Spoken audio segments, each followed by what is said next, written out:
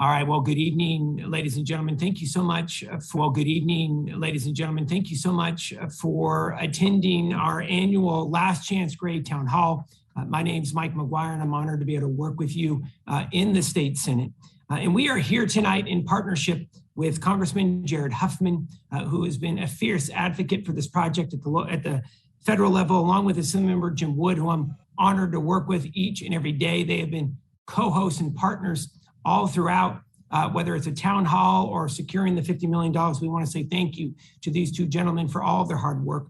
We're also joined tonight by two fierce advocates for this project. We have the chair of the Del Norte County Board of Supervisors, Jerry Hemmingson. Good evening, Supervisor Hemmingson. And of course, Supervisor Maston, the newest addition to the board, but an incredible advocate for this project. We want to say good evening to the supervisor. Let's be clear. Getting a permanent fix to the last chance grade has been a top priority for all of us, and that includes CalTrans, who we are so incredibly grateful for with the work that has been performed over the last few years. This has been an all hands on deck effort, and this project continues to advance on time and on budget. And we have never seen as much progress as we've had over the last few years. And these past few years have brought big milestones for the Last Chance Grade Permanent Improvement Project. Thanks to your advocacy, $50 million was secured to fully fund the geotechnical, the engineering, and environmental studies, which are moving forward even as we speak. CalTrans, well, they're getting closer to a preferred alternative route for the highway. They've gone from 7 original options for a alternative route, now down to a final 2. And the draft environmental report for the project, that will be released in 2023. Now, tonight, we're here to provide our annual progress report, and we can say this again, and we can't say it enough. The Last Chance Grade Improvement Project is on time and it's on budget. Our number one goal, unified front from the federal government, state government, and the county, as well as the city, is to start moving dirt on this permanent fix as soon as possible. Now, this evening, we want to hear from you. That's the most important part of this evening's town hall. It's easy to be able to connect and ask questions, provide comments, or any criticisms that you may have. You can drop your comment into Facebook. If you're watching us live via Facebook, simply drop your comment into the comment section now, or you can email us in real time tonight. We'll be taking your questions live. You can email us senator.mcguire@senate.ca.gov. Feel free to email us your questions now, senator.mcguire@senate.ca.gov. We also have several experts who are with us this evening, and we want to say good evening. We have several CalTrans management team members, as well as the project lead, Jamie Mattioli, who we'll be hearing from tonight. We want to say thank you to Jamie for all of his hard work. We, of course, have the District Superintendent of California State Parks tonight. Good evening, Victor. He'll be here for any questions you may have for state parks. We want to say thank you to the Superintendent of Redwood National and State Parks. Steve is with us tonight. Superintendent, it's good to see you. From the Federal Highway Administration, coming to us live, we have Matt with us this evening. Good evening, Matt. And of course, we have the Congressman Jared Huffman, who is coming to us live from the halls of Congress tonight. Congressman Huffman, thank you so much for your incredible work, your partnership, your advocacy. The floor is yours, sir. Well, thank you, Senator McGuire. Appreciate this town hall. Appreciate even more than that, the incredible work that you have put in as one of my partners at the state legislative level to make sure that we make meaningful forward progress on this solution to Last Chance Grade. So make no mistake, when it comes to the entire North Coast, I don't think there is a higher priority in terms of a transportation infrastructure crisis than finding this alternative route for Last Chance Grade. And we know it's complicated. We know it's going to be expensive. And that's why we've been putting in the work for several years now to bring stakeholders to the table and to try to build consensus, that most elusive of things in politics and just about everything else these days, consensus. But I think we've done incredible work. And the fact that we are on time and on budget to get this project through the environmental review process and on to to the permitting phase so that we can then go to work to get it funded and built, I think is a testament to the team that we've built. You've been a huge part of that. Assemblymember Wood, thank you for all of your work. We're so glad to be joining with Supervisors Hemmingson and Maston and our partners at the local level, but this is a partnership at every level, tribal, federal, state, local, nonprofit, holding everybody together so that this thing doesn't break down into litigation, spawning years of delay, and conflict is so very important. We've been able to do that so far. And so I look forward to hearing a little more tonight from the folks that are trying to get this environmental review process over the finish line. It is very important that we do this on time and on budget, because the good news in this otherwise very complicated and maybe overwhelming story with last chance grade is that we're never going to have more resources to work with than we do right now. And so if we can get this done, you and I and everyone else can go shoulder to shoulder and try to bring down our share of that federal and state infrastructure funding that is right now available, and we can get this thing built. Thank you, Senator, for your leadership on this, and certainly pledge the continued commitment and cooperation from my team. We will be there every step of the way. We are going to get this done for the people of the North Coast, and I am excited to hear more tonight. Thanks for bringing us together. Congressman Huffman, thank you. And Congressman Huffman's been incredibly modest because he brought together originally the working group from all sides of this issue to ensure that there was consensus on the project. He has been working so hard and diligently on that, and we owe him a debt of gratitude. On a project this large and complicated, it was really important that someone took the lead, and that was Congressman Huffman. And sir, we want to say thank you because you really have been driving that, and we are so appreciative of your efforts. Thank you so much, Congressman Huffman, and we are also joined by John Driscoll from his team as well tonight. Without further ado, we'd like to be able to turn the meeting over to Jim Wood. He's the Assembly member for the North Coast. He's chair of the Health Committee. No one works harder on behalf of the North Coast than Jim Wood. We want to say thank you, sir, for your incredible work. It's wonderful to see you. Thank you for your partnership. The floor is yours, sir. Well, thank you very much, and thank you to you, Mike, and also to actually Senator McGuire, Congressman Huffman. I feel like we're all part of a big baseball team here. We just need a name for us. I don't know what we call ourselves, but anyway. But I just want to say thank you to everyone who's here tonight. This project's been a huge undertaking, and I'm continually grateful for the patience of the residents of Del Norte County and everybody who traverses that highway.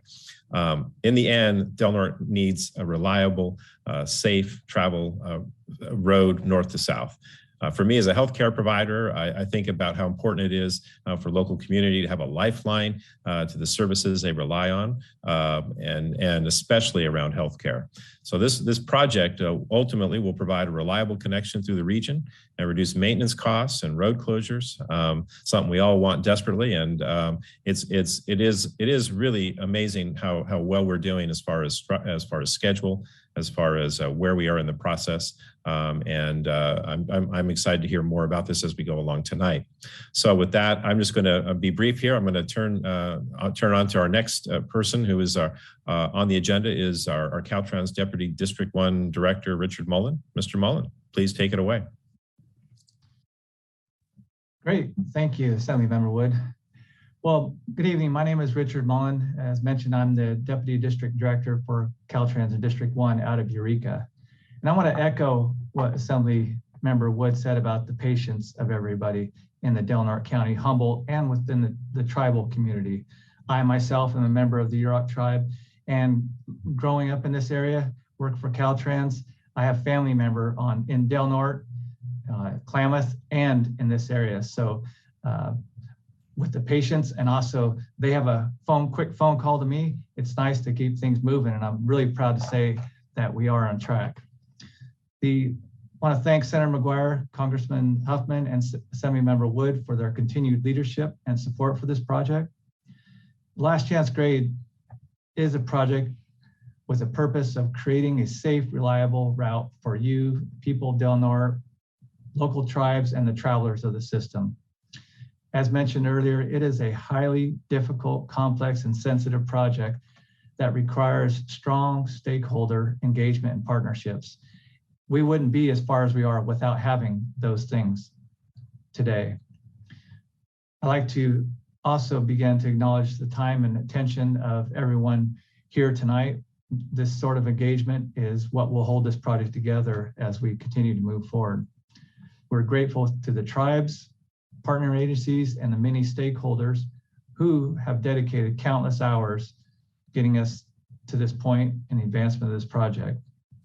And I can't say it enough, it's been said before, proud to say that the Last Chance Grade project is on track. I do want to touch on the emergency work, and that's the work that's focused on keeping the existing highway open is progressing well.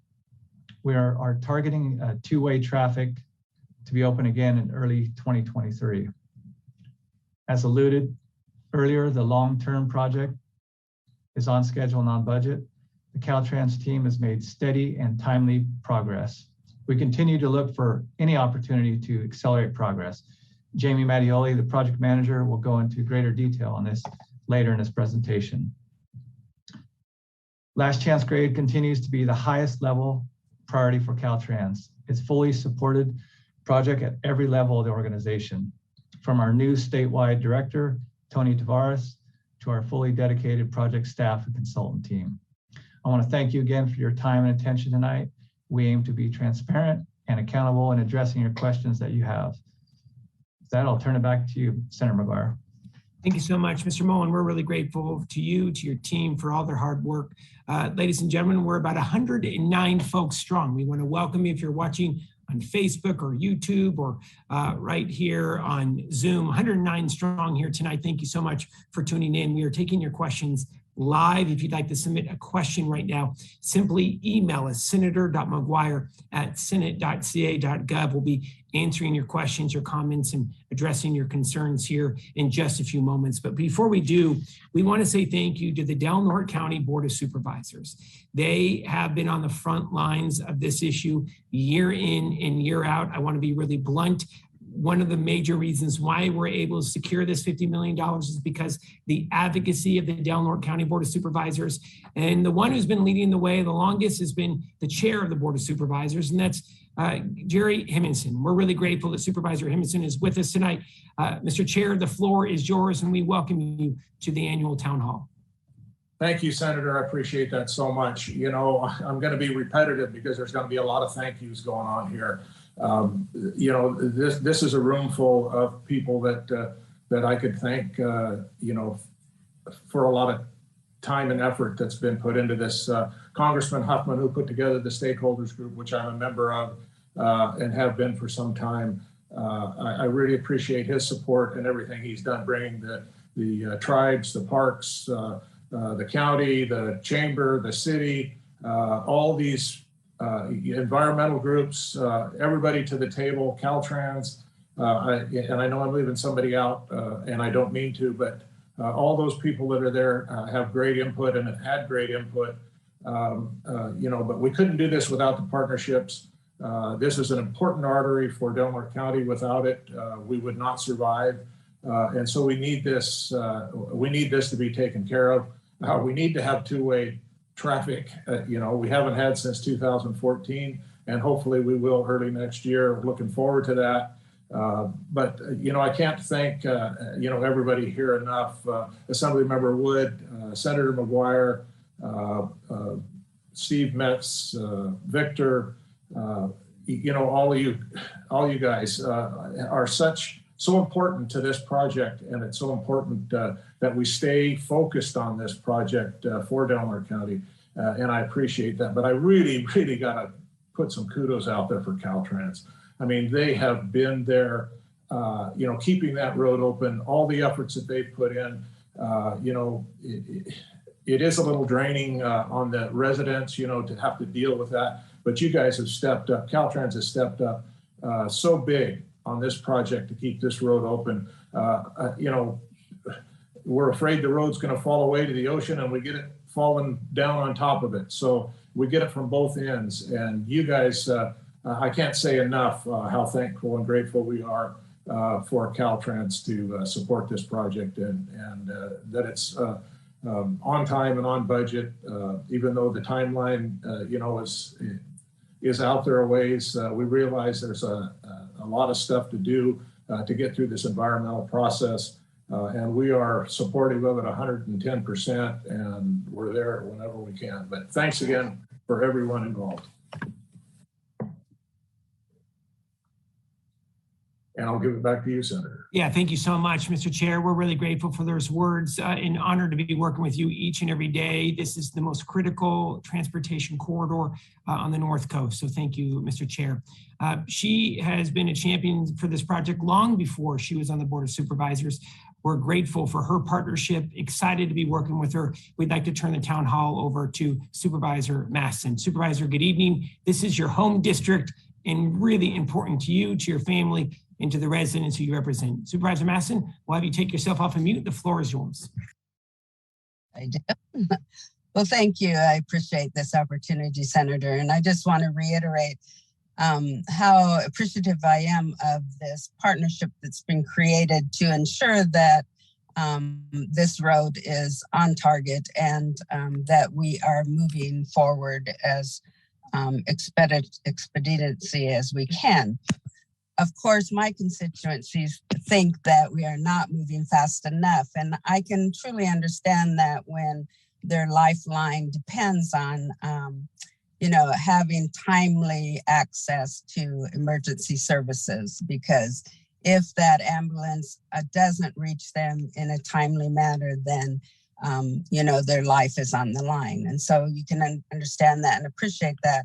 And you can appreciate that if you own a business and the goods and services can't reach you, or that your customers can't reach you in a timely basis, and they can't be there for that scheduled time for their reservations, then you're impacted.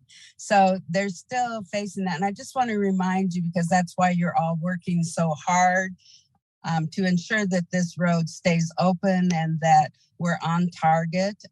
It's because of how it is impacting the people who live there and depend on that road and the access that we need to make our medical appointments, or to have that ambulance reach us in time, or to ensure that our businesses, have the goods and services they need, and that the customers are able to reach us. And so I just want to take the opportunity to say thank you for the work that's been done. And I'm looking forward to working with you to ensure that we stay on target and that we stay on budget, and that we provide for that alternative, as speedily as we can, so that that we have a permanent solution to this, because people are still fearful of their life. And when they take a look at the road conditions, it's understandable. And thank you for the opportunity. And, I really do appreciate everything that the congressman and the senator and the assemblyman and, CalTrans and then the Park Service has done to ensure that, this project is moving forward. Supervisor, it's good to see you tonight. Thank you so much for joining us. Supervisor will be with us here for the duration of the event. Ladies and gentlemen, I now would like to turn it over to Assemblymember Wood to focus on our next panel. Assemblymember. Apologies for the delay there. So our next speaker is going to be CalTrans project manager. We've been hearing his name a lot. You're actually going to hear from him in person now. This is a big welcome to Jamie Mattioli for an update on the project. So take it away, Jamie.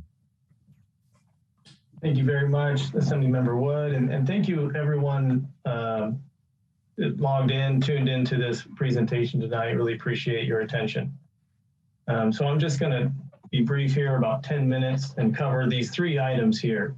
The context and history of the project, just briefly, and then what are we doing? What are the key steps that we're taking, the key actions moving us forward, and then a look at the project schedule. What's the next steps coming? So CalTrans has 2 jobs at last chance grade. The first job is to keep the highway open and keep it safe. And the second job is to find a long-term solution. As Richard shared, job number 1, we expect that the current work should be completed in early 2023 and two-way traffic will be restored at that time. But there's been a lot of other work happening. Going back the last 10 years, CalTrans has built or rebuilt, reconstructed 10 retaining walls. And that's in addition to performing the repair work, repairing the damage from this landslide that happened in February of 2021. And that work is now complete. And that's the landslide shown in these pictures here. And now focusing for the rest of the presentation on that second job, working towards a long-term solution. Just briefly, we all know this, but for a bit of context, these are the major challenges that we face, the top three. And that's one, the environmental sensitivity and the complexity of this area. Two, maintaining partnerships with groups that have diverse needs and diverse interests. And three, understanding this complex geology so that we can understand the long-term risks associated with each of these project alternatives. And we hear the urgency. While we have these major challenges, we do look for every opportunity to accelerate the project and to reduce costs. So just very briefly, I'll look at some of the project history. Just going back to 2015, we've heard about this tonight when Congressman Huffman initiated his stakeholder group. And something major has happened every year, but I'll just focus recently in 2019, when California Transportation approved funding for the environmental phase, $50 million, thanks to support from people on this call. In 2020, we were able to secure a contract with our consultant, HNTB, for $31 million. And in late 2021, November, we held our public scoping meeting, and that was the official kickoff for the environmental document where we share the scope of the two alternatives and the scope of the environmental document itself. And it's been said multiple times that public engagement is what's holding this project together. We get a better product at the end, and it's also reducing risks of delays and cost increases. And we're so grateful for the partners and stakeholders taking time and attention on this project, and especially the 5 tribes involved with the project who have hosted us at their tribal council meetings.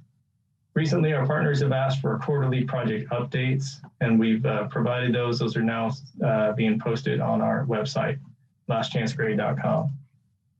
Since that 2020 notice to proceed, there's been a few major things that have happened that have kept us on track.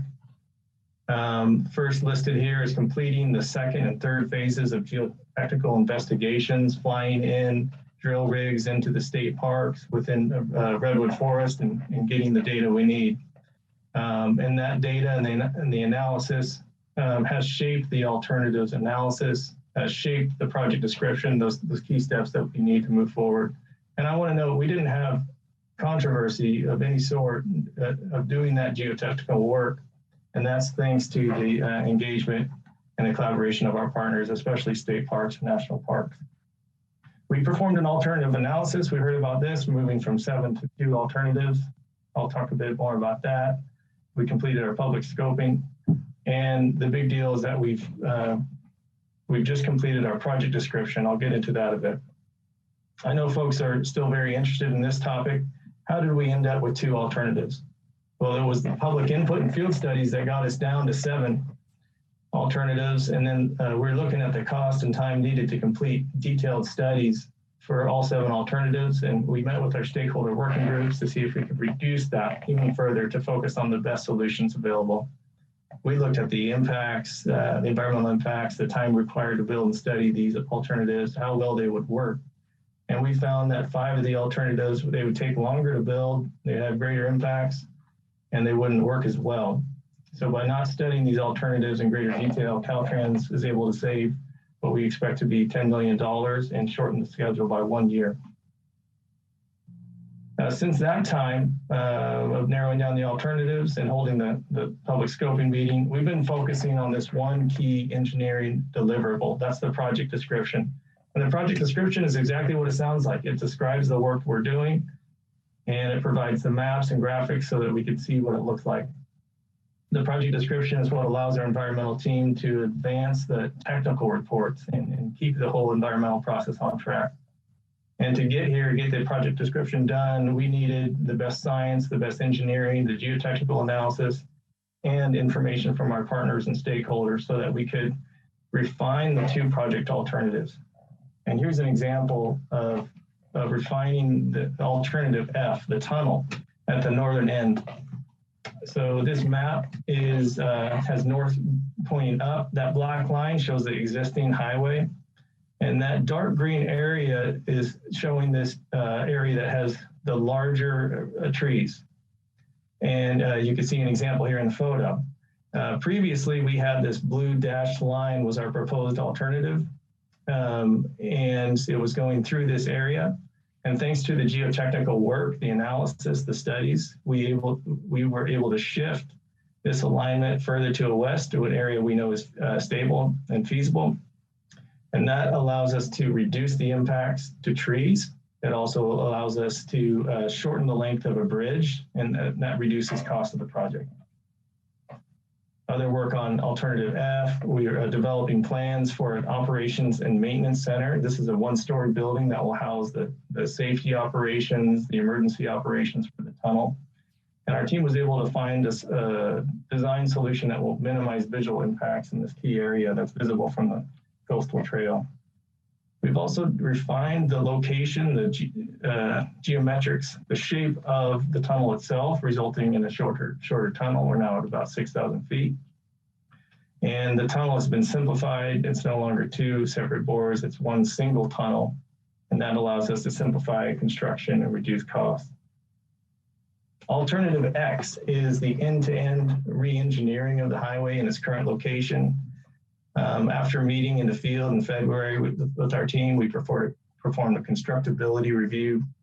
We were able to propose improvements to the existing geometry. So that's the shoulder widths. We're looking here at an area about 0 to 4 foot shoulders. The new proposal is to have 6 to 8 foot shoulders throughout. That'll provide a smoother drive. We're straightening out some curves. We're also retreating, moving east in two areas, 100 feet at the south and 150 feet there at the north. That'll provide protection from erosion at the coast. And we reduced the scale of retaining walls. We had some areas that had multiple walls tiered up the hill. Now we're down to one area with that tiered wall, and that's reducing costs, reducing impacts. So the result of all this preliminary engineering work is that the project remains on budget and on schedule. Our budget of $50 million, we've spent approximately half of that to date, $25 million. And we expect to stay on track and stay on budget within that budget by the end of the environmental phase. And the project is on schedule. This graphic shows the schedule. There's a lot of information here. But if we focus just on that second year now, that 2022, where we currently are, we can see that we've just completed our project description and we're preparing this draft environmental document. And the next steps are circulating that document in late 2023, and when we'll have public hearings so that we can ultimately select that preferred alternative in 2024 and begin working with the permit agencies. And working towards a final environmental document in 2025.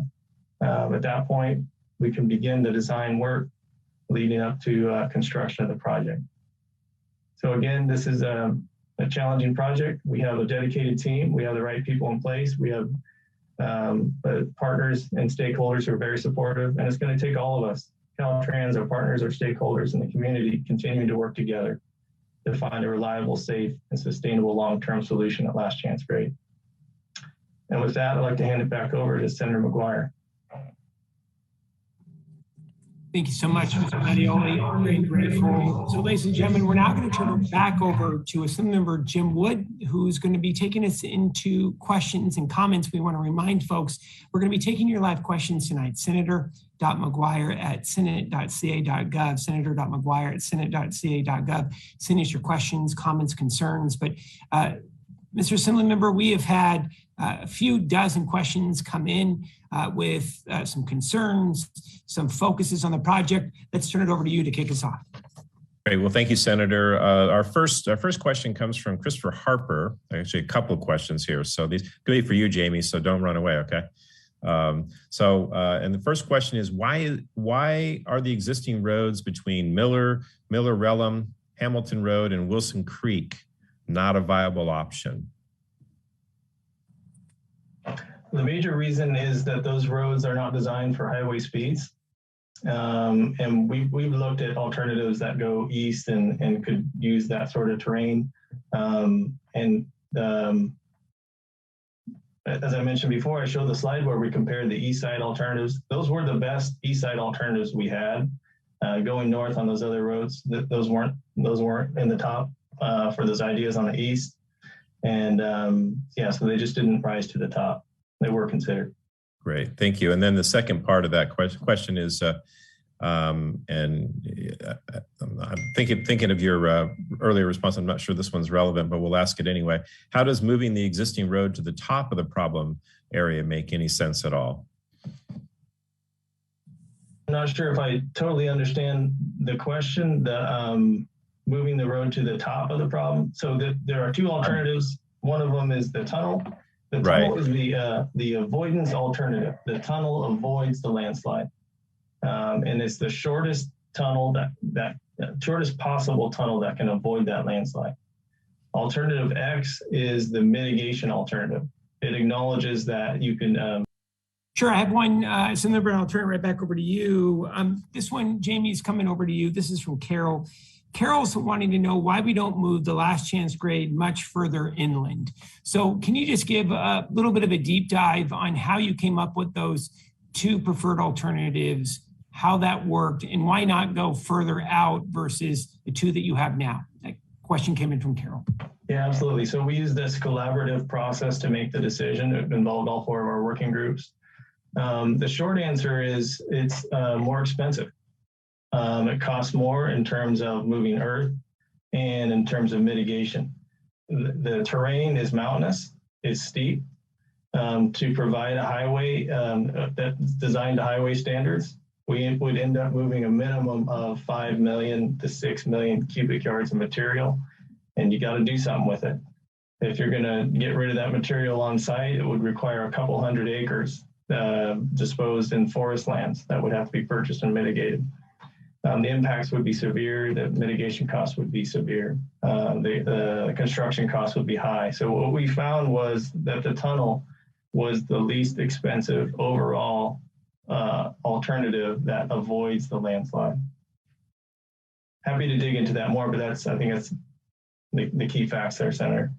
Thank you so much, Mr. Mattioli. He's the project manager for CalTrans and Last Chance Grade. Assemblymember Wood, the floor is yours. Yeah, thank you. Thanks, Senator. So this one comes from Crescent City Councilman Ray Altman. And the question is, I want to confirm that both alternatives have the same projected lifespan of 75 years. So he says it seems like an important question when alternative X could be less expensive, even though it seems like a tunnel would have a longer lifespan. So thoughts on that one?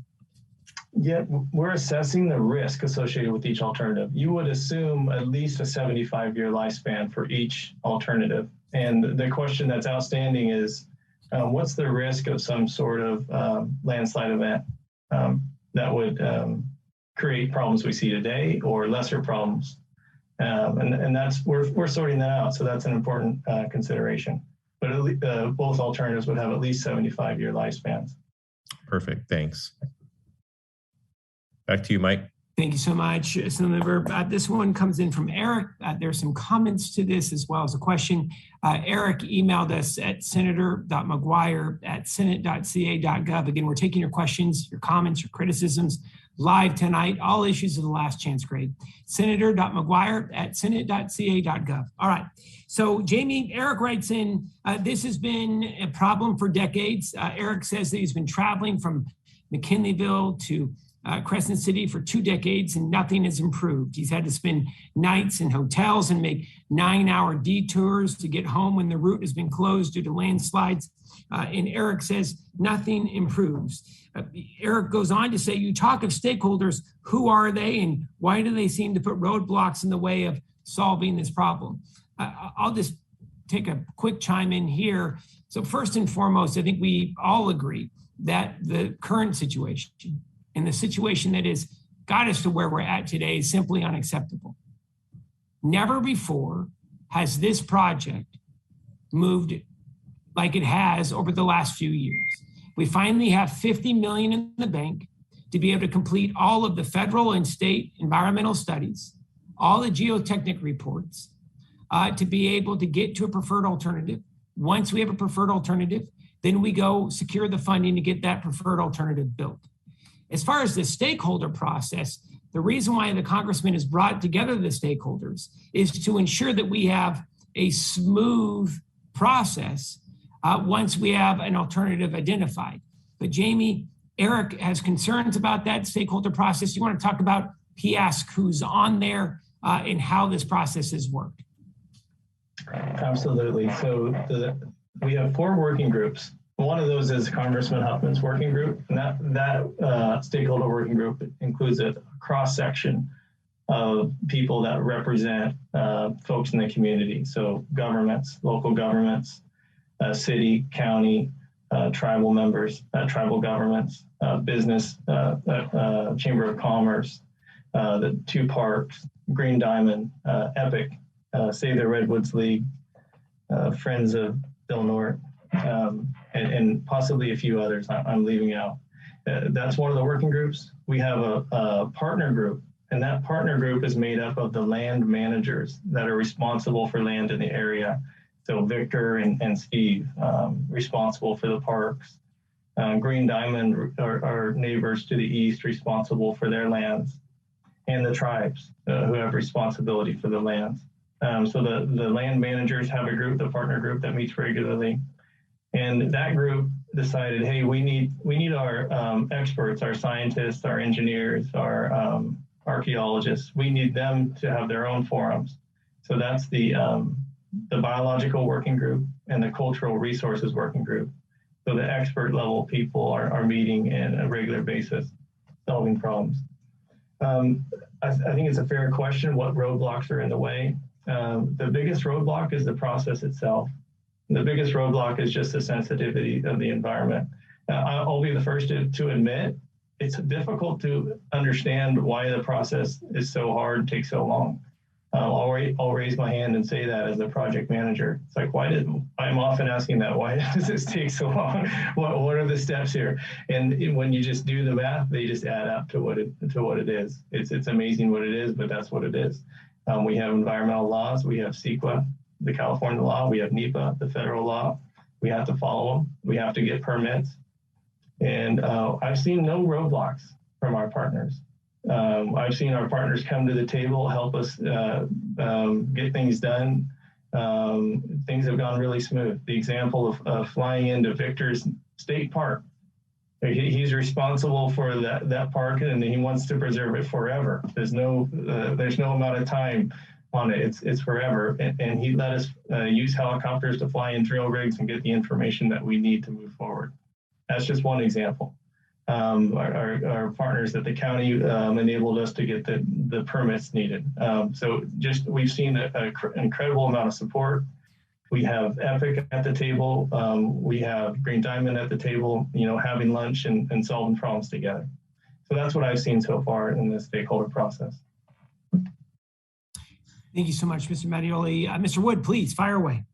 Yeah, obviously we get a lot of questions about timelines, and we obviously, and it was really, really great news to hear that we're going to have two-way traffic opening up sometime in 2023. That's going to be a big time saver and really, really welcome news to a lot of folks. So one of the timeline questions is, when do you anticipate a preferred project will be arrived on? I mean, we've come a long ways, obviously, all those options down to 2 now.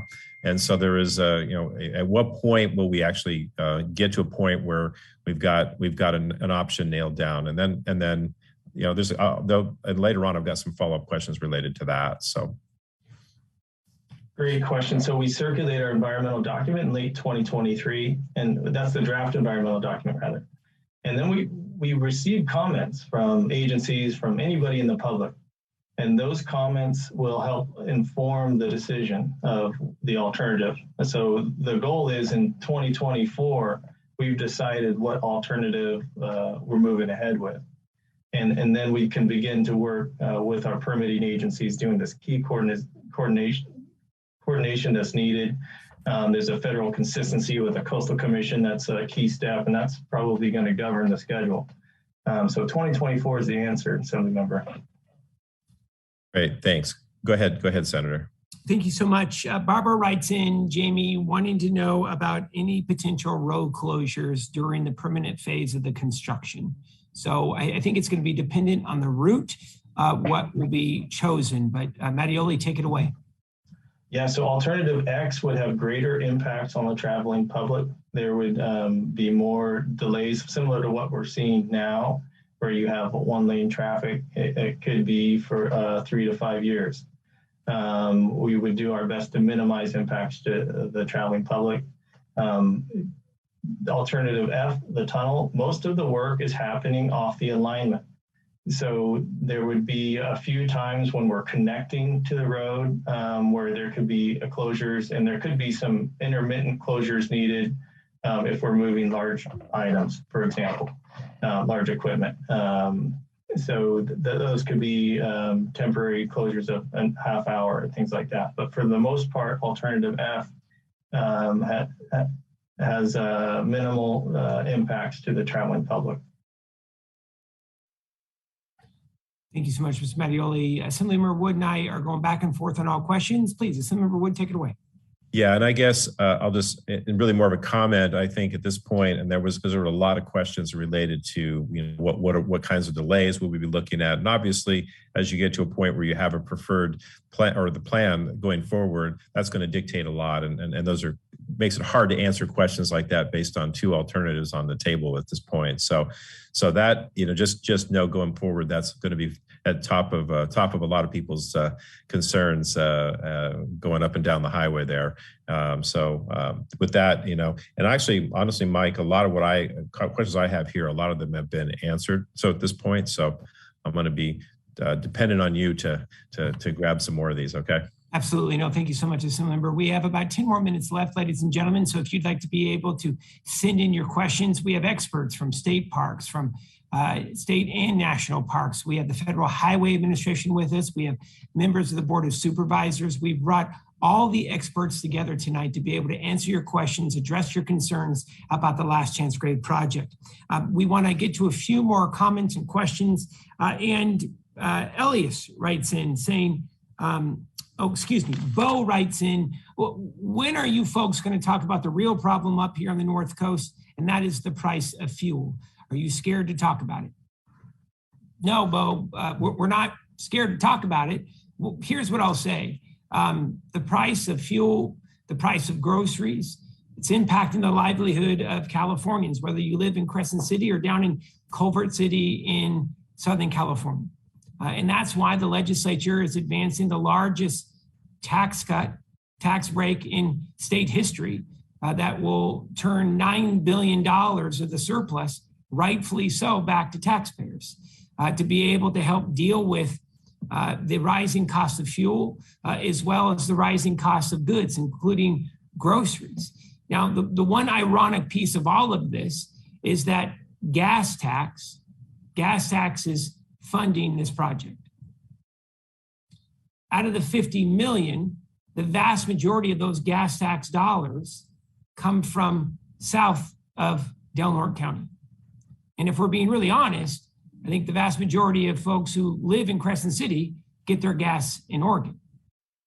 So I know that's not a popular thing to say, but I just want to speak the truth that the state of California is advancing the largest tax rebate in a generation. It's actually in our history, over $9 billion being returned to 95% of the families who live in this state to be able to get a direct check, to be able to assist with gas prices, rising gas prices and food prices. So just want to have some straight talk, and anytime that you have concerns, please contact Assemblymember Wood's office or my office. But Assemblymember Wood, anything else you have to say on that specific issue?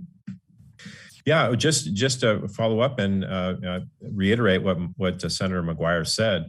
I think you look at a project like this, we're getting in Del Norte County more than our fair share of resources out of some of the gas tax money that's gone on for the last several years. And that 3 cent tax that was everybody talks about in the media really wasn't a tax on the consumer as much as it was on distributors. And I'd just like to emphasize the fact that, you know, the budget is putting money back in people's pocket. Would we like it to be $10,000? Of course we would, but realistically, this is a massive break for people. It's real money in pockets, and it's going to make a big difference. We recognize that in rural communities, when gas prices go up, everything gets more and more expensive. Recognize that. And Senator McGuire and I are constantly beating the drumbeat of what it's like to represent rural counties and the folks who live there, because many people think that that's actually less expensive to live in a rural county sometimes, and in some areas it might be, but when it comes to food and transportation, it's not. And so we are constantly beating the drum on that, and we're looking out for you. And like I said, the gas tax money that's been raised and spent so far, Del Norte's getting a nice proportional share out of that, much more than a lot of other areas are, and I'm really happy about that for the sake of the county. It's Assemblymember Jim Wood talking all issues of gas tax and how we're funding the Last Chance Grade project. Let's go to our next question that came in tonight. This one is from Sandra. This is going to Mr. Mattioli. Sandra writes in, what's the plan if the current route is closed down for months? I assume Sandra's asking about if we have a large earthquake and we see a large mudslide, rock slide, close the route for months. Mr. Mattioli, if you want to talk about what the contingency plan is if we see a catastrophic closure like that for the current Highway 101 route. Well, we would immediately have an emergency declared, and we would have whatever work that's needed would be funded. I'm sure Matt Schmitz could speak to that if needed. But there's always a hill to retreat into. We look at other landslides in California, and when there's a big event, it can shut down the road. And we know that's a huge deal. In Crescent City, it is your lifeline. It's your local road. So it would be, we say any closure a day is a huge deal. So there would be a big impact, and CalTrans would work to come up with the best solution to fit the situation and get to work. It could be a situation that takes days to clear. There could be things that take weeks, but there's always a hill to dig into there. Matt Schmitz, is there anything else you think should be added to that, please? Well, it's a fact. The Emergency Relief Program through the Federal Highway Administration is available after damage occurs and a disaster is declared. May seem like a lot of money, but it's really not. It's $100 million a year available for the entire country. So floods in Iowa, hurricanes, earthquakes, that $100 million federally gets tapped and then some.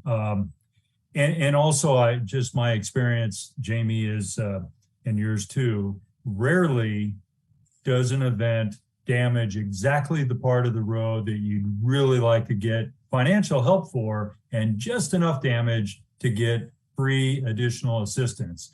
Almost always, while maybe newfound money comes in, the damage really becomes a big problem. So that's just to say that it is available. I'm not sure I would hope for just the right amount of damage to occur to get additional federal funds, but it's out there if needed. And of course, we've seen real examples over the years of funding going in to projects around and in the last chance grade limits.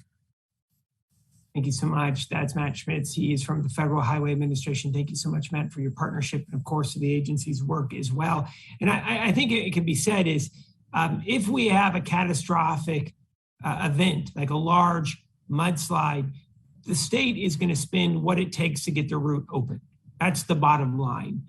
We will move on it within hours of the event. And we also will be working collaboratively with the State Office of Emergency Services, who will work with the Del Norte County Office of Emergency Services on any issues of medical transport or supplies. We have had coordination meetings on that, but the bottom line is this: there will be no moss under our feet if we see a catastrophic failure. We will move on it within hours. and it will be the same approach, but on a much grander scale. We've seen CalTrans move on some of these smaller slides that have had a significant impact on the current roadway.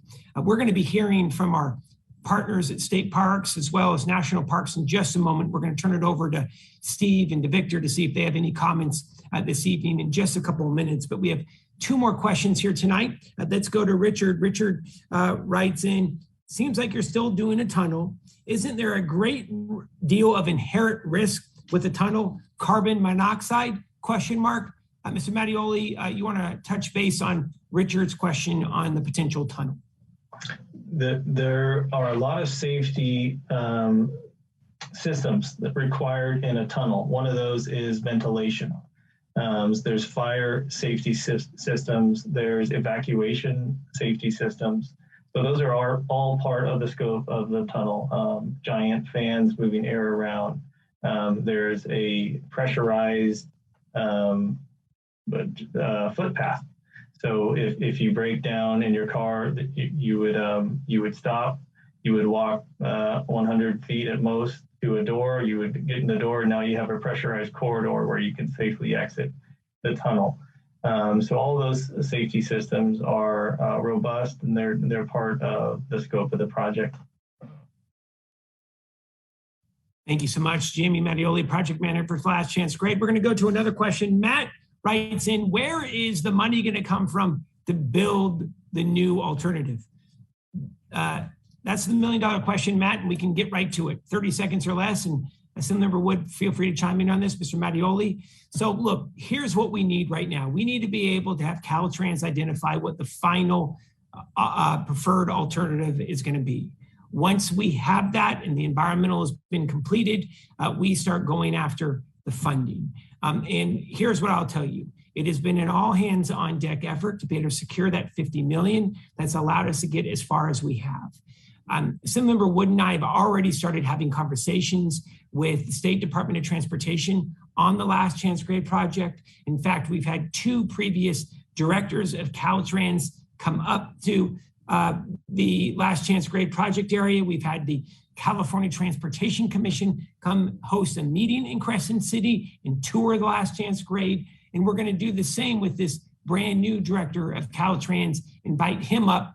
He's from the San Francisco Bay Area, then spent some time in LA. Now we need to get him up to come see the Last Chance Grade as well. Assemblymember Wood and I, at least on the state side, have been doing a full court press. And Congressman Huffman is doing the same, by the way, when it comes to federal. And he has been incredibly fierce on that advocacy on the federal fund. But Assemblymember Wood, that's how it's going to run, don't you think? And we have not stopped. Even though we're still in the environmental phase, we're working to be able to secure those dollars on the state side, and Congressman Huffman is doing the same on the federal. But Assemblymember Wood, please, on this issue. Yeah, no, this is Mike, Senator hit it right on the head there. It's a constant keeping this in front of the right people and making sure that this continues to be a high priority. And obviously, our federal partners are going to be absolutely critical in this project.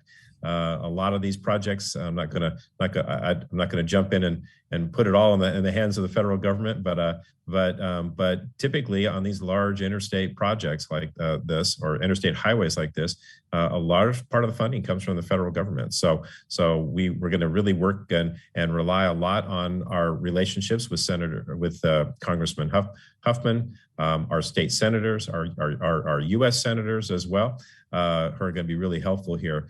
And then obviously working closely with CalTrans on our state match that we go along with. But that keeping all this in front of people is the critical thing right now as we look for where we end up with that alternative. And once we have that alternative, we have a dollar amount. That's when things get fierce. That's when things get really, really serious. And trust me, we're going to be fighting for every penny, every dollar we can get, and make it happen. This is Assemblymember Jim Wood, who has been absolutely fierce on this project. Let's go to Deputy District Director Richard Mullen for a comment, please. Yes, thank you. One thing that we're doing right now is great for the future. Our progress and our unified front and our success that we're doing is laying the foundation for our accountability. Each year, well, when the CTC, the California Transportation Commission, authorized us the $50 million for the environmental phase, part of it was to come in to them once a year to give a presentation on the progress. We have been doing that and have been grateful that we've been able to report success after success. Though that foundation is key to when that time comes, when we're, as Assemblyman was talking about, going and talking about the money, that lays the foundation for successful delivery. So I just want to emphasize our efforts right now are leading the path for success in the future. A unified front is very, very key from every stakeholder has been mentioned tonight, and we're on the right track right now. And I'm very proud of this team. Thanks, Senator. Thank you so much, Mr. Mullen, CalTrans, Deputy District Director. We're really grateful. All right, so we're going to turn it over to our partners at State Parks and Redwood National and State Park here to be able to hear from each of the superintendents if they have any comments that they'd like to be able to make on the Last Chance Grade project. And let's just be clear, we wouldn't be at where we're at now without Victor. Victor has been active and engaged and just a sincere partner in this. Mr. Superintendent, we'll turn it over to you on behalf of State Parks. Any comments that you may have this evening, then we'll go over to Steve. I just like to acknowledge that process that's been driven by CalTrans has been terrific. I'm taxed with protecting resources, natural and cultural resources. That's something that's entrusted to my area as a land manager. I don't want impacts to those areas. I also realize that, and the state realizes, this is a critical transportation highway. People need to have a roadway going through there. So the process has been developed is to make the safest, or determine the safest route, whether you look at the geology, looking at the potential impacts to natural resources, cultural resources, and to minimize those as much as we can. And I'm grateful to everyone you see here, as well as all the folks in those partner groups for agreeing to a process and coming to a consensus. And that's what this has all been. It's really been a consensus. Everybody's bringing their expertise to the table to come up with a solution to keep this, economic stream going that we call a highway. Absolutely, Victor. It is the most critical transportation corridor that we have on the North Coast and one of the most important economic corridors as well. Thank you, Mr. Superintendent. Very grateful for your partnership. We are now going to be turning it over to Stephen. He's Superintendent of Redwood National and State Parks with the U.S. Park Service. Mr. Superintendent, good evening. Thank you for your partnership. We look forward to your comments, sir. Yeah, just to follow up on what Victor was saying, yeah, I echo everything that he said, and that it's been really, an excellent process that Jamie's been leading all the stakeholders through to get us to this point. And I feel like he's bringing a very diverse group forward to make sure that when we reach a final alternative, we are all in agreement, and that we've built a safe road and that we've mitigated as many of the impacts as we can upon these majestic redwood forests that we're all here and we all love. And like Victor said, our dual mandate in the Park Service is to provide access to these redwoods as well as protect them. And this project fits very well into that. And I just want to emphasize that, and for Victor and myself, our staff that are on all these stakeholder committees and on all these technical committees, this is their top priority. When there's a meeting called by CalTrans, we make every one of these meetings and we make this our top priority. I think I can confidently say we've never missed the deadline. In fact, I think we're early on most submittals. I see Jamie shaking his head. Thank you. And so I feel like when I hear about roadblocks, I just want to really clarify that me and Victor are partners with Jamie and the crew there at CalTrans to make sure this project moves forward as quickly as possible and that we get the best bang for the buck for the taxpayer, build a safe road, and also protect the redwoods. And I do believe that can happen here, and that through this process, we're making that happen. Mr. Superintendent, we are grateful for your leadership, your partnership. Thank you so much.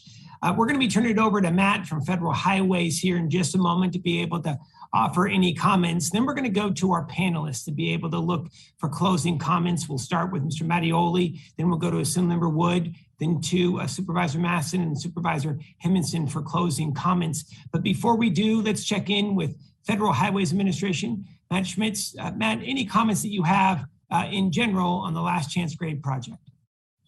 Well, there's a lot of rah-rah here, and I'll tell you, it's more than just feel good. I can tell you, I've seen so many efforts on projects in rural and urban communities, big, medium, small. This project is on par with the San Francisco-Oakland Bay Bridge. It's an engineer's, for Jamie and Richard, it's an engineer's project of a lifetime. And it's in an environment that all of the folks that are living up there and really desiring safety and mobility, I know you're also very interested in that environment. You can't make up, in my opinion, a more complicated and worthwhile project. I don't pick projects. I'm a guy that moves money around, but I am involved, and I can tell you the traction that I've seen in the last few years, it's real. I know it feels very painfully slow to a lot of our friends here on in the forum. It does feel slow, and I've seen a lot slower. Hard to believe, but it's true. And when you have the complexity, Mother Nature and the geology and the environment and the funding challenges, I'll tell you, for me, I see real movement here in the last couple of years. It feels glacial, but it's real. And I do want to say, aside from the regular federal funding that I know at least all the panelists are quite familiar with, the bipartisan infrastructure law that was signed in November, there's talk about gas tax and who likes taxes, but one of the outcomes is there are discretionary grant programs in addition to the gas tax that comes in by formula to California. There are competitive discretionary grant programs. And I don't pick the projects. Cities, counties, state DOTs apply and compete for funds, but bridge investment program, for example, and funding for tunnels and large and small projects, there's additional funding to be pursued. And I'll say this project is becoming much more poised to be competitive because it's gone from, hey, we have a real need here and some ideas, it's becoming more real. These alternatives are becoming more tangible and finite and describable. And I will say that I'm at least hopeful that this project could compete well. The question about where's the actual construction funding going to come from? There's the traditional funding that we're familiar with, but there's additional funding to be pursued. So I love to see the progress that's being made because ideas don't usually get a second look.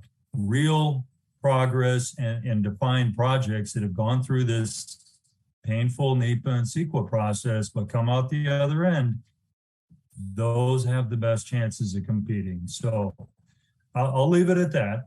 I wouldn't have been able to say that 3 years ago. I would have said, boy, there's a real need here, and I wouldn't have had much else to say. So.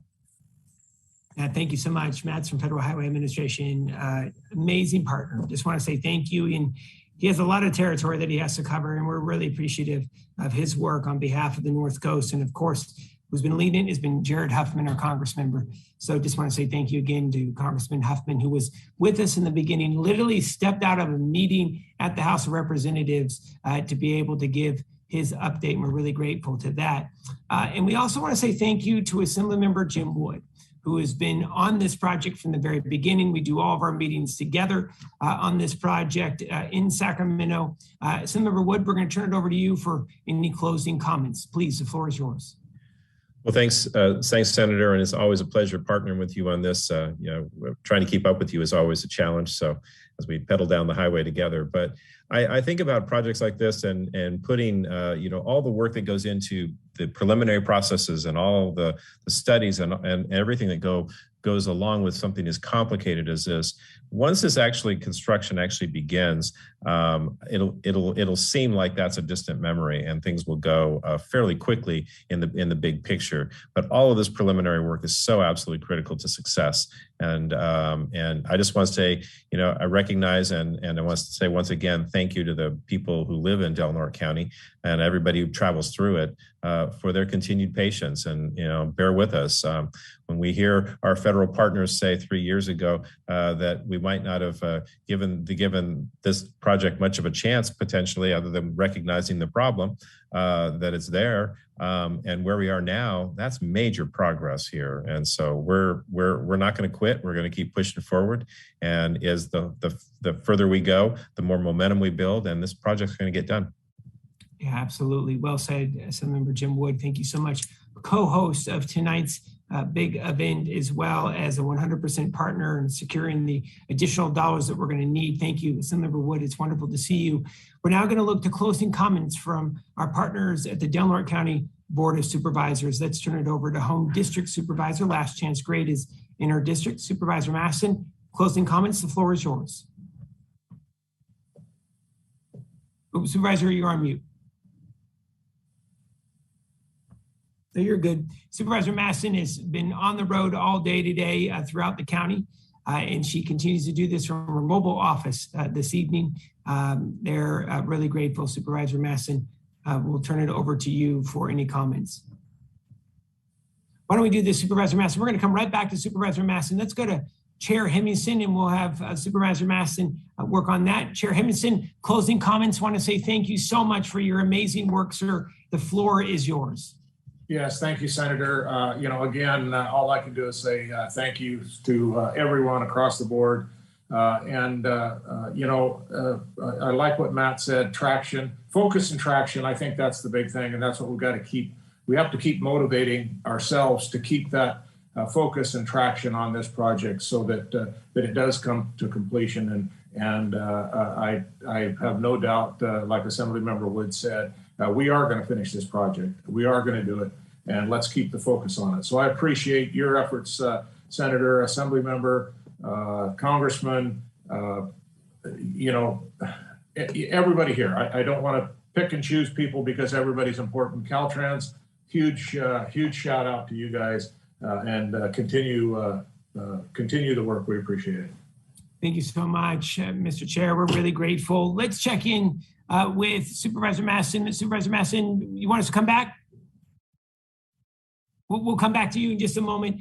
Let's look to closing words with Mr. Mattioli. Mr. Mattioli, why don't you just give us one more timeline for the next big milestone, getting that environmental report, that draft done, and what that's going to look like in 2023. And also give us one last quick update, as we've had some folks come in and out of the meeting. When do you see both lanes open? We'll turn it over to you, Mr. Mattioli, to finish us out.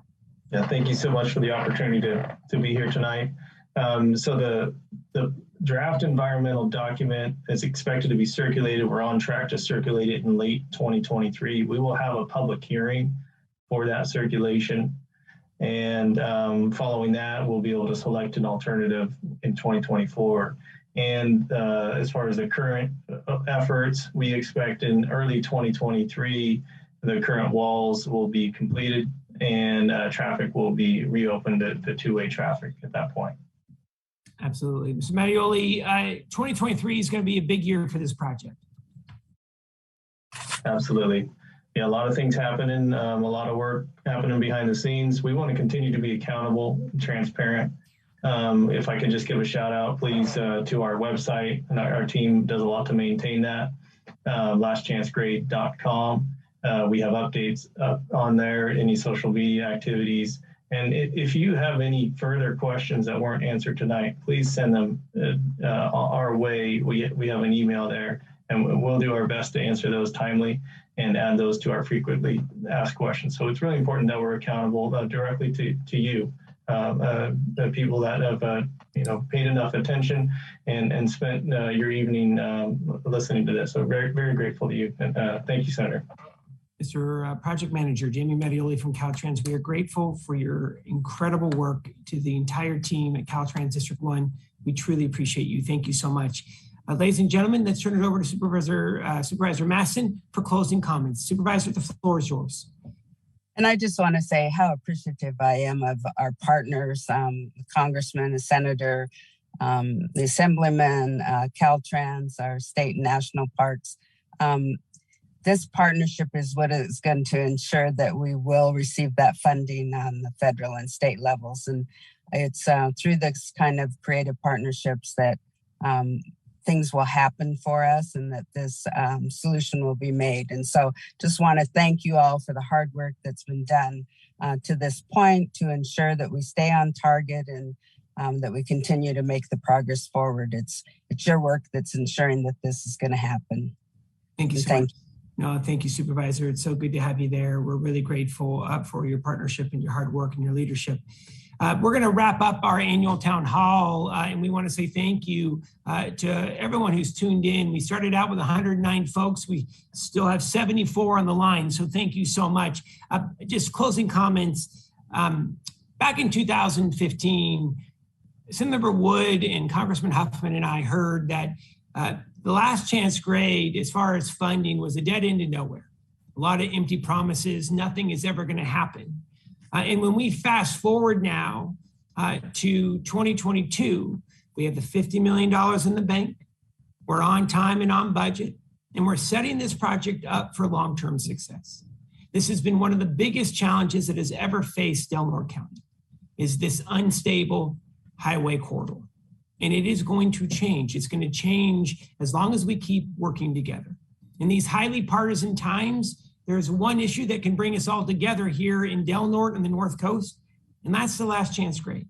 No matter if you're a Democrat or Republican, I think we can be unified on what we need for a long-term economic success for the North Coast is to keep this damn highway open and to continue to move forward on this project and feel confident that we are going to get this job done. We're going to get it done by continuing to work together. And Assemblymember Wood said it best. Thank you for your patience. You have been so incredibly tolerant of the temporary closures, of dealing with one lane and impeded traffic control. And we're really grateful for your patience, your perseverance. And I promise you, Senator Wood promised you, the Congressman promised you, we are going to get the job done. We got to get through this process first, and we are chasing those dollars even as we speak. A few thank yous tonight. We want to say thank you so much to Abby. We want to say thank you to Sophia and Lyles and Carrie and Rich, who were behind the scenes. We want to say thank you so much to Aaron and to Ruth, and of course to John Driscoll, who is here tonight. All of those who are behind the scenes to make sure that this event was a success. If you have any further questions, please never hesitate to call the Congressman's office, the Assemblymember's office, our office, or CalTrans District 1, and we will get right back to you. Thank you so much for your hard work. Thank you for tuning in tonight, and let's get this job done. Good night, everybody. Thanks for joining us.